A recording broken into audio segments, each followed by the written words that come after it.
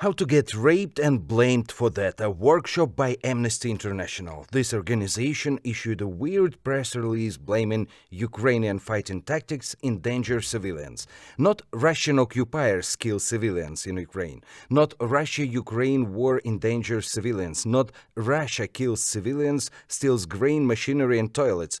It is Ukraine. Ukrainian fighting tactics endanger civilians. The problem this so-called research presents is that fight in Ukraine often ends with killed civilians. Amnesty International is unhappy that Ukrainian armed forces are not waiting in the field for Russian rockets and bombs. Russians are also not happy, by the way. And the problem presented in classical manipulative narratives, Amnesty International is not aware that the Ukrainian military asked or assisted civilians to evacuate.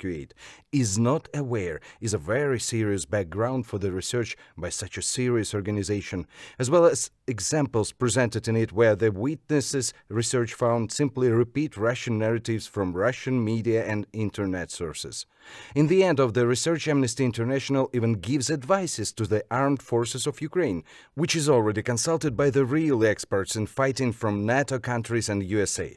Amnesty International thinks that Ukrainian soldiers and civilians are dying wrong and should die in another way. Ми побачили сьогодні зовсім інший звіт від Amnesty International, який, на жаль, пробує амністувати державу-терориста і перекласти відповідальність з агресора на жертву.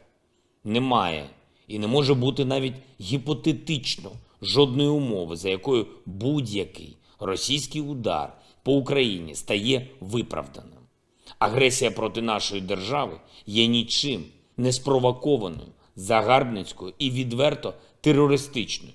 І якщо хтось робить звіт, в якому жертва і агресор нібито в чомусь однакові, якщо аналізуються якісь дані про жертву, а що робив агресор в цей час ігнорується, то з цим не можна миритись. At the same moment, this research doesn't present if anything is wrong with Russia. Oh, that's because Russia doesn't allow any international organization to enter its territories and the occupied ones. Russia, which is ignoring international laws of war, human values. Russia, which is demanding from Ukrainians to stay in the field and don't move. But it's just a coincidence. While Russians are using civilians as human shield, Ukrainian army uses the residential structures, asking and helping civilians to evacuate from the very first days. It's clearly trackable all over the media via the statements of officials and army headquarters. The research was so manipulative and unprofessional that immediately got the response from Ukrainian authorities. Це про створення фальшивого балансу між злочинцем і жертвою. Між країною, яка сотнями і тисячами знищує цивільне населення, міста, території цілі, і країною, яка відчайдушно захищається, рятуючи свій народ, рятуючи континент від цієї навали. Поки ми чекатимемо російського ворога в полі, як це іноді дехто нам радить, росіяни просто займуть всі наші будинки.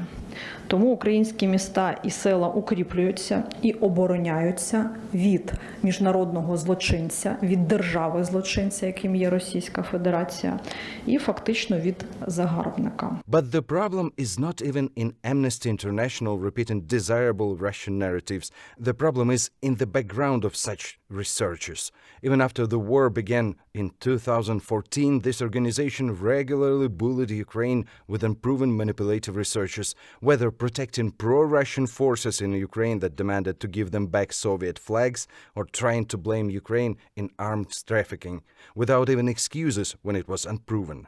Maybe because this organization got confused in their own financial, influential and even trust scandals last years. Ця організація накладає дуже серйозний відбиток на взагалі правозахисну діяльність по всьому світі, тому що Amnesty International – це бренд в першу чергу.